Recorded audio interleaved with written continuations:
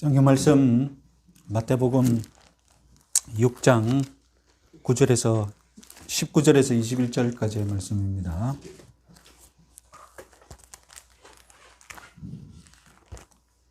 같이 읽겠습니다. 너희를 위하여 보물을 땅에 쌓아두지 말라. 거기는 좀과 동록이 해하며 도둑이 구멍을 뚫고 도둑질하느니라. 오직 너희를 위하여 보물을 하늘에 쌓아두라. 거기는 좀이나 동록이 해하지 못하며 도둑이 구멍을 뚫지도 못하고 도둑질도 못하느니라. 내 보물 있는 그곳에는 내 마음도 있느니라. 아멘.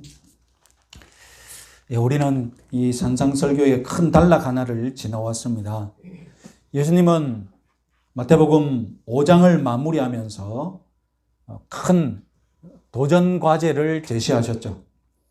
마태복음 5장 48절 말씀, 그러므로 하늘에 계신 너희 아버지의 온전하심 같이 너희도 온전하라. 이어서 6장에서 예수님은 온전한 신앙생활이 무엇인지 예를 들어 설명하셨는데, 그 예가 바로 유대의 3대 경건, 바로 구제, 기도, 금식이었습니다. 예수님의 가르침, 핵심이 무엇입니까? 관객을 누구로 정할 것이냐 였습니다. 하나님 한 분만 관객으로 두고 구제하고 기도하고 금식하라는 것입니다. 그러면 경건한 신자들은 사람들 앞에서 어떤 연기를 해야 됩니까? 감추는 연기를 해야 돼요. 자기가 지금 금식하고 있다는 거, 기도하고 있다는 거, 구제하고 있다는 것, 이것을 사람들에게 상을 받지 않도록 사람들 앞에서는 감추는 연기를 하고 하나님께 한 분 관객 하나님께 상을 받으라는 것입니다. 결국 우리가 온전하게 의로운 신앙생활 하는 방법, 핵심은 다름 아니라 하늘에 계신 아버지, 땅에서는 은밀한 중에 계신 아버지 하나님, 이 하나님의 보상을 믿어야 합니다. 하나님이 상을 주실 것이라는 것을 믿어야 우리들의 신앙생활이 온전해질 수 있습니다. 하나님이 기뻐하시는 신앙생활을 할 수 있습니다. 하늘에 계신 아버지, 땅에는 은밀한 중에 계신 아버지의 보상을 믿지 않거나, 그리고 조금만 믿으면 자연스럽게 사람들이 주는 상을 쫓아가게 되어 있습니다. 결국 우리는 상을 쫓아갈 거거든요. 이익을 쫓아가잖아요. 우리는 보상을 추구하는 존재잖아요.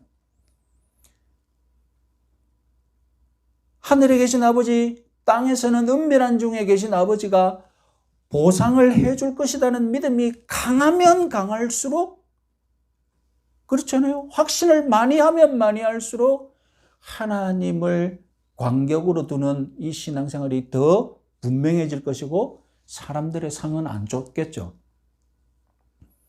천국을 본향으로 여기는 가치관. 요즘 말로 세계관. 이 세계가, 이 세계 속에 은밀한 중에 계신 하나님이 나를 지켜보고 있다. 나에게 상을 주실 것이라는 그런 세계관이 있는 사람과 없는 사람 차이가 있고, 그 세계관이 있다고 해도 하나님이 정말로 나에게 후히 상 주실 것이라는 것을 확실하게 믿는 사람과 희미하게 믿는 사람, 분명히 그런 세계관에 따라서 삶이 달라진다는 것입니다.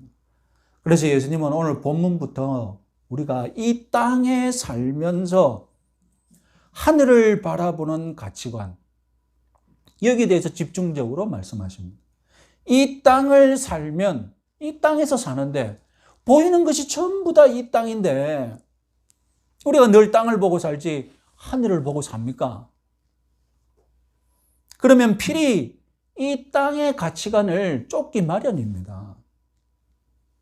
우리가 그렇게 살고 있는 중에 예수님께서 이 땅에 오셔서 하늘나라, 천국을 재건하셨습니다. 그리고 땅만 보고 사는 우리들에게 천국에 들어와서 지상 천국을 살면서 하늘을 바라보는 삶을 살라고 지금 우리를 설득하고 계십니다. 그래서 우리는 이제 발은 땅에 붙이고, 그런데 가치관은 하늘을 추구하는 가치관을 살아야 돼. 하나님의 통치를 받고 하나님의 통치를 믿는 삶을 살아야 돼. 이것이 우리가 신앙생활이 힘든 근본적인 이유죠. 그렇잖아요. 우리가 당장 지금 천국에 가 있다면 무엇이 힘들겠습니까? 발은 지금 땅을 걷고 있는데 눈과 생각은 하늘을 바라봐야 되니 이 얼마나 이중적인 삶입니까? 여기에서 모든 문제가 다 일어나는 거죠. 그래서 예수님은 제자들에게 땅을 바라보는 삶, 하늘을 바라보는 삶, 천국의 가치관, 이 모든 것들 지금 비교해 주십니다. 마치 홈쇼핑에서 물건을 소개하고 판매하는 그런 쇼핑 호스트처럼 지상의 인기 상품과 하늘의 인기 상품을 지금 비교 분석해 주시는 것입니다. 19절을 보시면 예수님이 비교 분석하시는 대상은 보물을 쌓아놓을 부지, 어디에 쌓아놓을 것인가? 보물을 쌓아둘 곳으로 땅이 좋느냐 하늘이 좋느냐는 것입니다. 여러분 일단 문자 그대로 19절 20절을 해결해 봅시다. 원래 보물은 귀하고 값진 것 아닙니까? 2000년 전 보물은 뭐 그때도 보물이고 오늘날에도 보물인 금 같은 거는 그렇겠죠. 그런데 사실 많이 바뀌었죠. 시대가 지나면서 보물도 다 바뀌거든요. 2000년 전의 보물은 동방의 뭐 값비싼 비단, 염색한 세마포, 향신료, 향유 이런 것들이 보물이었습니다. 2000년 전이니까 인공적으로 만들 수 있는 보물이 없죠. 전부 다 천연에서 생산된 것입니다. 예를 들어서 값비싼 염색 세마포 생각해 봅시다. 지금이야 염료도 인공으로 만들고 섬유도 인공으로 만듭니다. 얼마나 값싸게 우리가 옷을 입습니까? 그러나 예수님 당시에 염료는 천연 염료, 자연에서 다 염료를 구해와야 돼요. 그리고 섬유도 다 천연 섬유. 그래서 전부 고급 옷을 만들려면 정말로 값비싼 그 청색 염료, 청색 염료는 정말로 보석값과 똑같이 비쌌습니다. 그러니까 염색 세마포는 귀족이나 왕족들만 입을 수 있는 그런 보물이었습니다. 그런데 여러분 2000년 전에 이런 천연 보물들은 단점이 무엇입니까? 천연이니까 보관하기가 힘든 거예요. 천연이니까 오래 보관이 불가능하다는 겁니다. 그래서 땅에 묻어 보관하는 방법이 제일 흔했습니다. 그런데 천연 제품들은 땅에 묻어두어도 천연이니까 땅에 묻어두어도 자연스럽게 낡아져요. 특히 천연이니까 벌레가 먹기에 좋죠. 천연인데 벌레가 못 먹을 게 뭐 있어요? 19절에 좀과 동록이 해야 한다는 말이 바로 그런 뜻입니다. 동록으로 번역된 이 브로시스는 먹어버린다는 뜻에서 나왔습니다. 그래서 메뚜기로 번역되기도 하고요. 나아가서 금속이 부식되는 것, 그리고 생물이 부패하는 것까지도 다 표현되었습니다. 헬라 사람들은 심지어 충치도 브로시스라고 표현했습니다. 그래서 좀과 동록을 피해 집 안에 좋은 곳에 보관해도 문제입니다. 도둑을 맞을 수 있기 때문입니다. 2000년 전 집은 흙벽돌로 지었기 때문에 주인이 집을 오래 비운다 싶으면 실제로 흙벽돌이니까 벽을 뚫고 들어와 가지고 도둑질해 갔어요. 좀, 동록, 도둑 이것들은 이 땅에 축적할 가치가 있는 보물들을 해야 하는 대표적인 것들이죠. 2000년 전에는 그랬단 말입니다. 예수님은 2000년 전에 바로 그런 것들 때문에 이 땅은 보물을 보관하기에 적당하지 않다. 불안하다. 그 사실을 지적하고 계신 것입니다. 이렇게 예수님의 말씀을 문자적으로 해석해 보면 2000년 전 사람들에게는 설득력이 있죠. 그러나 오늘날 21세기를 사는 우리들에게는 설득력이 떨어져 보입니다. 두 가지 이유에서 예수님 말씀이 우리들에게 설득이 잘 안 되죠. 첫 번째는 오늘날 우리는 좀과 동록, 도둑 그렇게 크게 두려워하지 않는다는 것입니다. 오늘날 보물은 우리는 냉장 보관 시스템도 있고 은행도 있고 우리는 튼튼한 창고를 지어서 태풍에도 끄떡없는 창고를 지을 수 있고 심지어 세스콤의 혜택도 누리고 있습니다. 21세기를 사는 우리 인생들에게 좀, 동록, 도둑 별로 설득력이 없어 보입니다. 그러나 여러분 가만히 둘러보면 우리들의 보물을 없애버리는 존재가 오늘날 좀, 동록, 도둑 말고 있는가 생각해 보면요. 21세기에는 소위 자본을 위협하는 수많은 리스크들이 있습니다. 여러분 경제 뉴스 보면 사람들 경제 패널들이 나와가지고 리스크가 있다 없다 이렇게 말하지 않습니까? 리스크가 뭡니까? 시장을 위협하는 위험 요소들을 위험이거든요. 위험. 리스크가 크다 하면 이거 위험한 자산인 거예요. 리스크가 낮다 하면 이것은 안전한 쪽으로 가는 자산인 거예요. 요즘 말로 이 자본시장에는 리스크가 항상 존재합니다. 리스크가 없다고 했는데 갑자기 어느 날 어느 나라가 막 생각지도 못했던 어느 나라가 디폴트 우리는 부채 못 갚겠다고 선언해버리고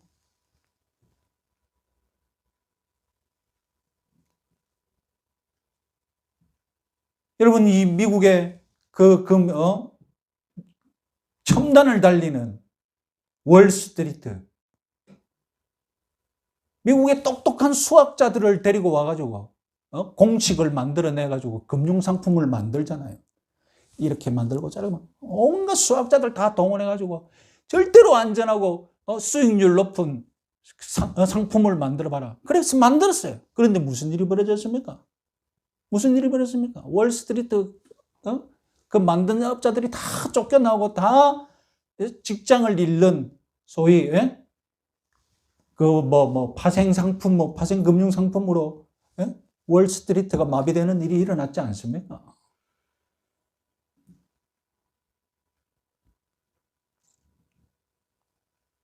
앞으로도 그런 일이 우리 눈앞에서 벌어질 거예요. 우리들의 자본, 우리들의 보물을 위협하는 리스크는 항상 있다는 겁니다.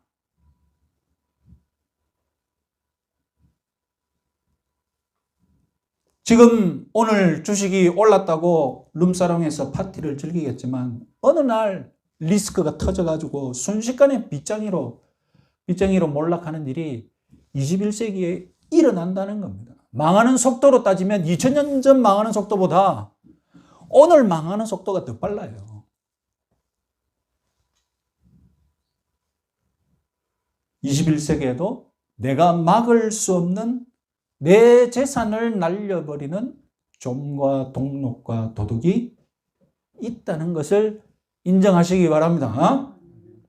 자, 여러분, 좀과 동록과 도둑이 내 보물을 해할 수 있다는 예수님의 말씀이 조금 설득이 된다고 해도 두 번째로 이 본문에 대해 내가 설득이 안 되는 이유는 문자 그대로 오늘날 우리들은 그러면 보물을 쌓아두면 안 되느냐? 보물을 쌓는다 적금인데 우리 적금 들면 안 됩니까? 그렇잖아요. 보물을 쌓는 거 적금이잖아요. 그대로 풀면 적금인데 적금 안 들 겁니까? 적금 들면 안 됩니까? 연금은 어떻습니까? 적금 연금은 안 되고 그러면 예금은 됩니까? 오늘 본문을 문자적으로 더 급진적으로 해석해 보면 예수님은 아예 재산을 소유하지 말라는 듯이 얘기하는 것 아닙니까? 재산은 가지면 모아두고 쌓이게 돼 있는데 보물을 쌓아두지 말라니. 그러면 보물은 아닌 것은 쌓아둬도 됩니까?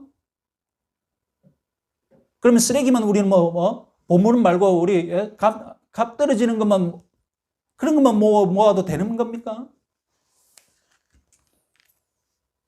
이런 의문들 때문에 오늘 본문은 우리들을 설득하기 힘듭니다. 그러면 먼저 재산 축적에 관하여서 성경적인 입장을 하나씩 정리해 봅시다. 첫째로 성경은 사유재산을 금하지 않습니다. 사유재산을 인정합니다. 바울은 밭을 팔아서 헌금하려고 했었던 아나니아에게 이렇게 말했습니다. 사도행전 6장 4절 한번 읽어봅시다. 땅이 그대로 있을 때에 네 땅이 아니며 판 후에도 네 마음대로 할 수가 없더냐. 바울은 아나니아에게 네가 밭주인 아니냐. 그건 네 사유재산 아니냐. 팔고 나서도 그 판 돈 네 마음대로 처분할 권한이 있지 않느냐. 모두 다 인정해 줬습니다. 성경은 사유재산을 금하는 성경 구절이 없습니다. 둘째로 성경은 하나님께서 재물을 후히 주시기도 하신다고 가르칩니다.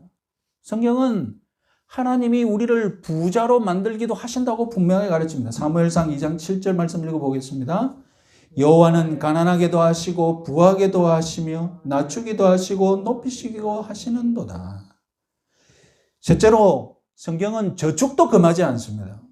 잠언 6장 6절에서 8절 읽어보겠습니다. 게으른 자여 개미에게 가서 그가 하는 것을 보고 지혜를 얻으라. 먹을 것을 여름 동안에 예비하며 추수 때의 양식을 모으느니라. 개미처럼 미리미리 저축하며 사는 지혜를 가지라고 분명하게 말합니다. 성경은 돈을 벌고 이익을 남기고 그리고 재산을 축적하는 이런 경제 활동을 정죄하지 않습니다. 우리 종교개혁자 칼빈주의의 특징이 무엇입니까? 루터가 한 것이 무엇입니까? 근면한 상업생활을 장려했다는 겁니다. 그러니까 여러분 개신교의 특징이 무엇이었습니까? 소위 돈을 버는 상인 계급들이 개신교로 막 들어오는 거예요. 왜 그렇습니까? 가톨릭에 있으면 옛날 계급 체제에 있으면 너희들은 비천하다. 우리 종교 우리 신부들 사제들만 거룩하다. 우리들이 진짜 하나님 앞에서 소명을 가진 자다 하는데 우리 개신교는 어땠습니까? 모든 직업이 다 하나님이 주신 것이고 소명을 받아. 만인 제사장설이 무엇입니까? 만인 제사장설. 설교하는 자만 하나님의 제사장이냐? 아니냐는 겁니다. 가게에서 물건 파는 사람도 하나님의 제사장이다. 그러니까 상업활동을 자꾸 격려하고 그러니까 개신교로 상인들이 막 몰려오는 거예요. 부르주아 계급들이 개신교에서 막 위로를 받고 은혜를 받으니까. 그래서 종교개혁과 함께 본격적인 자본주의가 막 급격하게 발전하기 시작하는 거예요. 지금은 돈 놓고 돈 먹기라고 뭐 천민자본주의, 뭐 야수자본주의 별의별 얘기가 있었지만 자본주의가 처음 발달할 때는 누구에게 빚을 제일 많이 졌느냐? 개신교, 프로테스탄트들이. 네가 가진 직업이 하나님의 소명이다. 열심히 돈 벌어라. 열심히 상업생활을 해라. 여기서 막 상인들이 자극을 받아가 돈을 벌기 시작해서 이 세계를 부유하게 만들었다는 거 아닙니까?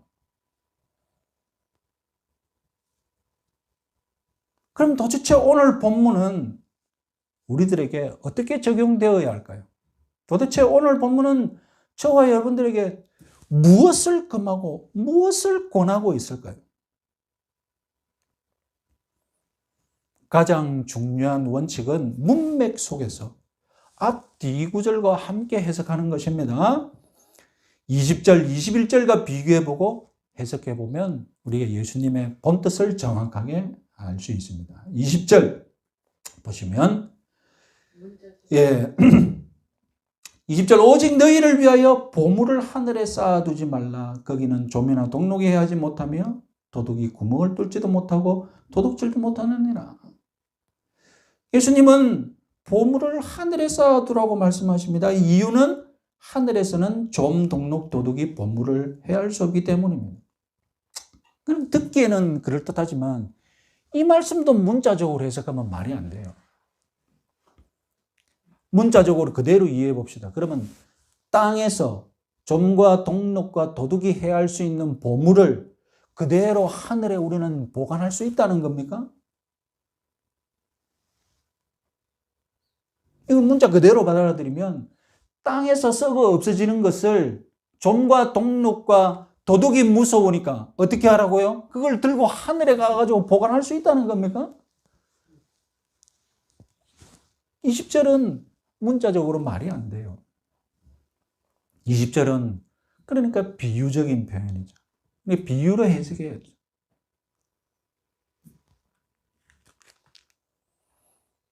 (19절) 20절을 올바르게 해석할 수 있는 결정적인 말씀이 21절에 나옵니다. 네 보물이 있는 그곳에 네 마음도 있느니라. 19절 20절에서 보물은 무엇이었느냐? 내 마음을 차지하는 것들의 상징이었습니다. 내 마음을 차지하는 것들의 상징, 내 마음을 사로잡고 내 마음을 꼼짝 못하게 하는 것들의 상징, 대표가 바로 보물이었습니다. 이 땅에서 그런 보물들은 당연히 반짝이고 비싼 것들이죠. 우리는 홈쇼핑 채널을 보고 있으면 마음을 빼앗기고 맙니다.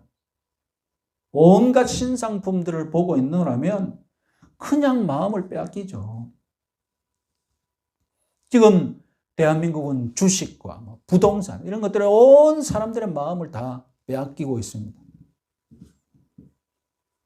하늘에도 우리의 마음을 빼앗는 보물들이 있습니다. 하늘에도 우리의 마음을 사로잡는 보물들이 있습니다. 당연히 하늘의 보물들은 물질적인 것이 아니라 영적인 것이겠죠. 보물이 있다면 나는 기꺼이 대가를 지불하고 소유하고 싶습니다. 그것이 보물이죠. 그냥 취할 수 있다면 보물이 아닙니다. 내가 기꺼이 대가를 지불해서 바꾸거나 소유하고 싶은 그런 영적인 보물들이 하늘에 있습니다. 제1의 보물이 무엇입니까? 우리 하나님이시죠.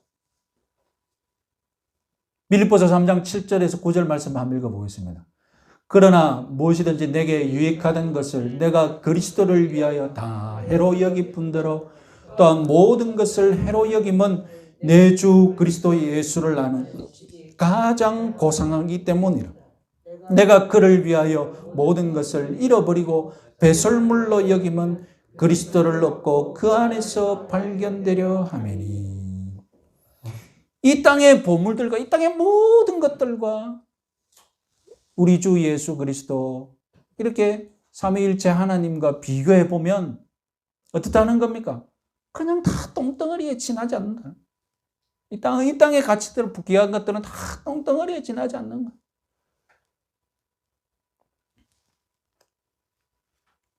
다음으로 귀한 보물은 무엇입니까? 그렇게 귀한 하나님을 내가 아버지로 모시고 만날 수 있게 해주는 것이 무엇입니까? 믿음이잖아요. 내가 믿음으로 천국에 가서 하나님을 만나고 영생을 누리게 해줬으니까. 그래서 우리 믿음이 금보다 더 귀한 보물인 겁니다. 이 믿음이 우리 천국행 티켓을 구입할 수 있게 해줬지 않습니까? 이제 여러분 하늘의 보물을 좀 이해하시겠습니까? 믿음뿐만이 아닙니다. 보물은 돈으로 쉽게 바꿀 수 있고 또 다른 물건으로도 쉽게 바꿀 수 있습니다. 소위 환금성이 높다고 하죠. 보물이 귀하면 귀할 수 있을수록 환금성이 높습니다. 환금성이 떨어지면 떨어질수록 보물은 가치가 없는 보물이에요. 셋째로 여러분, 천국의 보물, 하늘의 보물은 무엇입니까? 천국에서 하나님이 주시는 그 상과 바꿀 수 있는 것들이 보물입니다.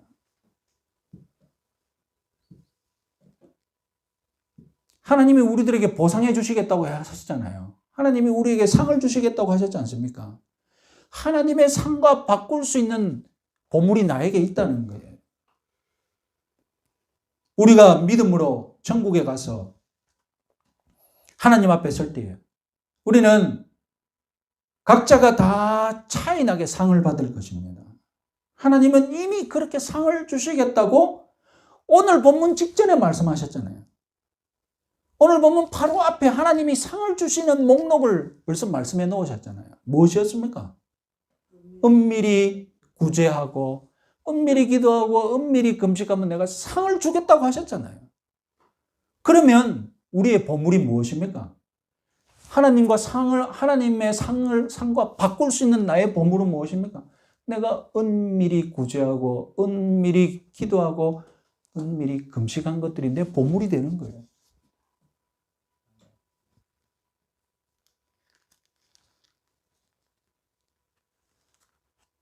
그래서 나중에 그 보물 가지고 하나님의 상과 바꾸는 겁니다.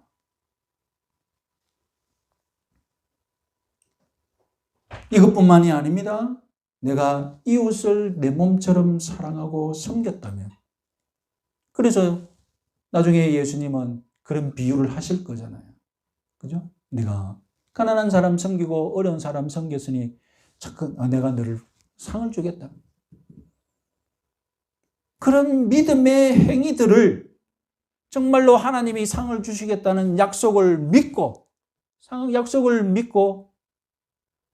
내 물질로 섬기고 내 물질로 나누고 은밀히 구제하고 그런 믿음의 행위들이 바로 내 보물이 다 되어서 하늘에 쌓인다는 겁니다.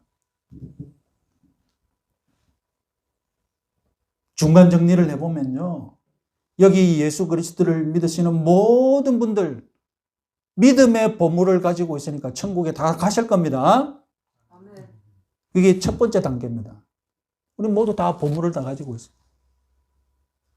두 번째 단계는 무엇입니까? 모든 성도들이 천국 가서 하나님의 상을 받는 단계가 또 있을 겁니다. 천국 가는 건 다 우리의 다 기본인 거예요. 이제 두 번째 단계는 하나님을 만나서 개인적으로 상을 받는 단계가 있는데 어떤 성도는 하나님의 상과 바꿀 수 있는 보물이 몇 개 없어요. 뭐 지갑에 열어보니까 쿠폰 한두 장 나와. 그런데 어떤 성도는 하나님의 상과 바꿀 수 있는 쿠폰이 막 지갑을 열어보니까 엄청 나오고 이주머니에서 나오고 윗주머니에서 나오고 모자 벗으니까 모자 속에서도 나오고 옆에서 구경해보니까 저 사람은 평생 뭐 쿠폰만 모으고 살았나? 그런 사람들이 있지 않습니까? 그런데 여러분 진짜로 그 사람은 이 땅에서 살 때에 하나님의 상과 복 바꿀 수 있는 그런 영적인 쿠폰을 모으는데 열중하며 살았어요. 진짜 그렇게. 그러니까 천국에 가서 상과 바꿀 수 있는 쿠폰을 막 여기저기서 막 나와 도대체 막.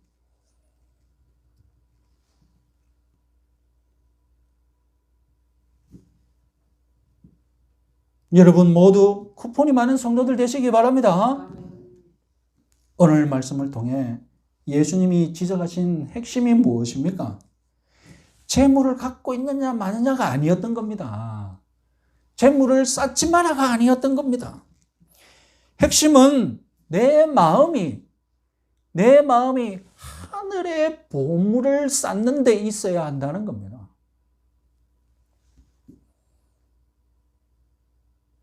하나님을 추구하면 하늘의 보물을 추구하면 그러면 이 땅의 보물은 다 버려야 합니까? 예수를 믿게 되면 부자들은 다 이 재산을 똥덩어리처럼 취급하고 막 버려야 합니까? 아닙니다. 그것이 또 큰 오해죠. 디모데전서 6장 17절 말씀 같이 한번 읽어보겠습니다. 네가 이 세대에서 부한 자들을 명하여 마음을 높이지 말고 정함 없는 쇠물에 소망을 두지 말고 오직 우리에게 모든 것을 후히 주사 누리게 하시는 하나님께 두며, 부자들에게 이렇게 가르치라는 거예요. 재산이 많은 자들에게. 마음을 높이지 말고 정함이 없는 재물에 소망을 두지 말고. 재물을 버리라는 말입니까? 아닙니다. 오직 우리에게 모든 것을 후히 주사 누리게 하시는 하나님께 두며, 다 하나님께로 왔으니 내가 하나님 뜻 가운데서 이 재물을 누리도록 가르치라는 겁니다. 내가 이 재물을 하나님께 받아서 내가 이제 하나님 뜻대로 이 재물을 써야 한다는 하나님 중심의 경제관을 가지라는 것입니다. 하나님이 나를 부하게도 하시고 가난하게도 하심을 믿고 물질 때문에 교만하지 말고 겸손하게 더 하늘 보화를 어떻게 쌓을지 관심을 가지라는 겁니다. 그러면 여기서 중요한 것이 있는데, 우리는 마치 이 땅의 경제생활과 하늘의 경제생활이 전혀 상관없는 것처럼 생각하는데 아니라는 겁니다. 예수님이 지금 금하시는, 예수님이 하지 말라는 경제생활 무엇입니까? 그것은 이 세계뿐이고 천국의 보상은 없다는 겁니다. 세상은 이 금생 하나뿐이고, 금생 하나뿐이 이 금생에서 어떻게 해야 된다고요? 물질을 마음껏 쌓아서 마음껏 누리고 내 마음대로 욕심대로 살아가야 한다. 이것이 이 땅의 경제 생활인데 예수님이 그걸 금하신 것이라니까요. 그러면 예수님이 가르치신 경제 생활은 무엇입니까? 천국의 경제 생활과 하늘의 경제 생활과 땅의 경제 생활이 연결되어 있다는 겁니다. 이 세상은 금생뿐만 아니라 내세도 있다는 겁니다. 지금 세상뿐만 아니라 다음의 세상도 있는데 이 두 경제가 묶여 있다는 거예요. 그래서 여기서 경제 생활을 어떻게 했느냐에 따라서 다음 세상의 경제 생활이 영향을 주고받는다는 겁니다. 그러니까 수많은 사람들이 믿고 있는 경제관은 무엇입니까? 이 세계는 닫혀 있다. 이 세상은 폐쇄되어 있다. 이 세상 하나뿐이다. 그러니까 여기서 먹고 죽고 뭐 살자 막. 그러나 예수님이 가르치는 경제관은 무엇입니까? 이 세상은 열려 있고 닫혀 있는 것이 아니라 하늘과 주고받는다. 경제적인 결과가 하늘과 땅이 이렇게 주고받는다는 거예요. 이 땅에서 내가 경제 생활을 어떻게 했느냐에 따라 하늘의 하늘의 보물 쌓는 것이 달려 있다는 겁니다. 그래서 예수님이 가르치는 천국 경제는 무엇입니까? 이 세계는 열려 있다. 이 땅과 하늘은 서로 연결되어 있다. 서로 경제적인 가치를 주고받는다. 열려있는 경제관입니다.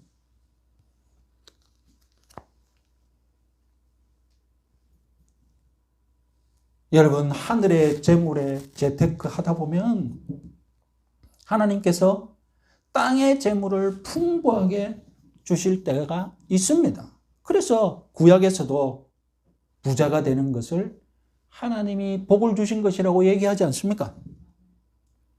오늘날에도 여러분들이 하늘에 마음을 두고 열심히 살다 보면 이 땅에서 재물을 얻을 때가 있어요. 재물의 복도 누리게 하십니다.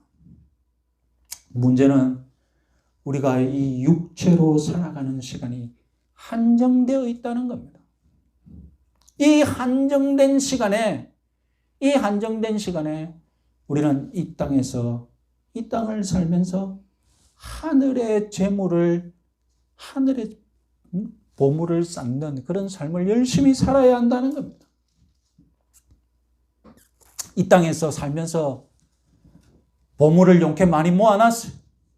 그런 복을 받은 사람도 있고. 그래서 주위 사람들이 뭐라? 그렇게 재물 모아도 죽으면 다 헛것이라고 얘기합니다. 그러면 재물 가진 사람들은 얘기하죠. 자식이 물려받으니 헛고생은 아니라고. 문제는 나 자신입니다. 문제는 나 자신입니다.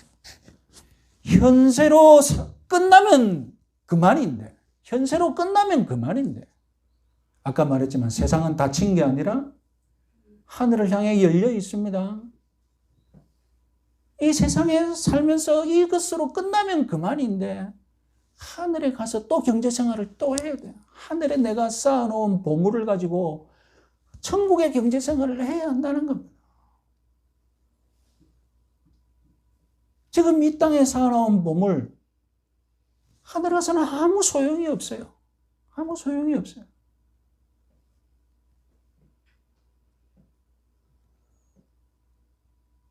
내가 통장에 가지고 있는 돈, 하나님 앞에서 상을 받는데 아무런 영향력을 주지 못합니다.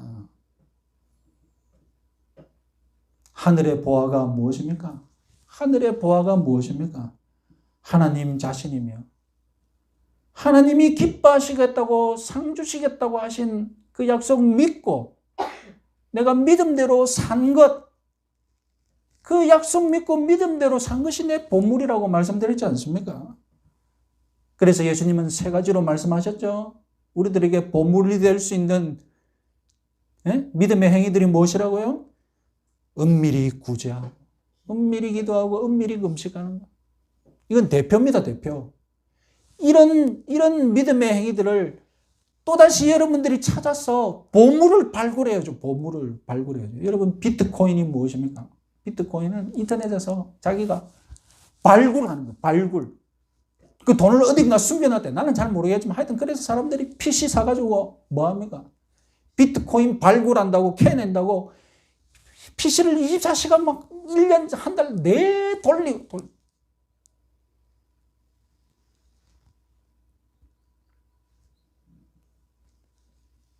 우리도 이 땅을 살면서 내가 믿음의 행위들, 하나님이 기뻐하시며 천국의 보물이 될 수 있는 것들을 자꾸 찾아서 발굴해내야 돼.